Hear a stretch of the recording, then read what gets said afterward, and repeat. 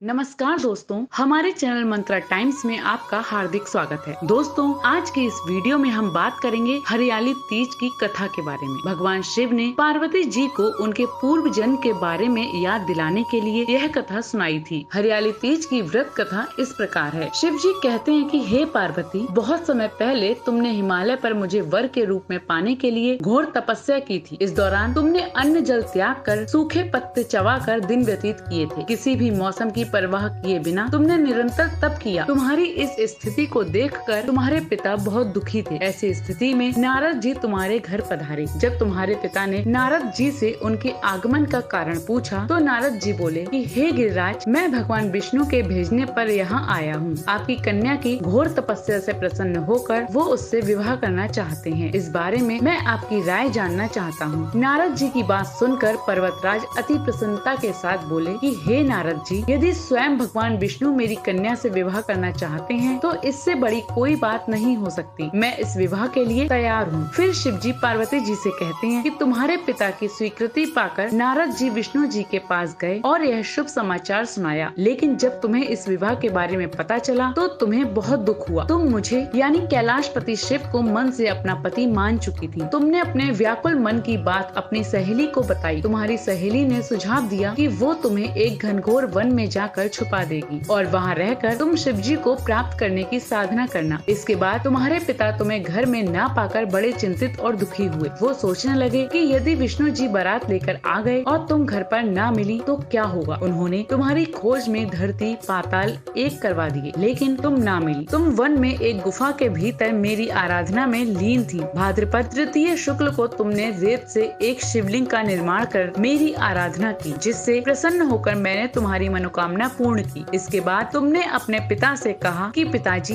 मैंने अपने जीवन का लंबा समय भगवान शिव की तपस्या में बिताया है और भगवान शिव ने मेरी तपस्या से प्रसन्न होकर मुझे स्वीकार भी कर लिया है। अब मैं आपके साथ एक ही शर्त पर चलूंगी कि आप मेरा विवाह भगवान शिव के साथ ही करेंगे। पर्वतराज ने तुम्हारी इच्छा स्वीकार कर ली और तुम्हें घर वापस ले गए। कुछ समय बाद उन्होंने पूरे विधि विधान से हमारा विवाह किया। भगवान शिव ने इसके बाद कहा कि हे पार्वती, तृतीया को तुमने मेरी आराधना करके जो व्रत किया था उसी के परिणाम स्वरूप हम दोनों का विवाह संभव हो सका। इस व्रत का महत्व यह है कि मैं इस व्रत को पूर्ण निष्ठा के साथ करने वाली प्रत्येक स्त्री को मनवांछित फल देता हूँ। भगवान शिव ने पार्वती जी से कहा कि इस व्रत जो भी स्त्री पूर्ण श्रद्धा से करेगी उसे तुम्हारी तरह अचल स्वास्थ्य प्राप्त होगा। तो दोस्तों, आपको हमारी ये जानकारी कैसी लगी? अपनी अपनी राय हमारे कमेंट बॉक्स में कमेंट कर हमें जरूर बताएं।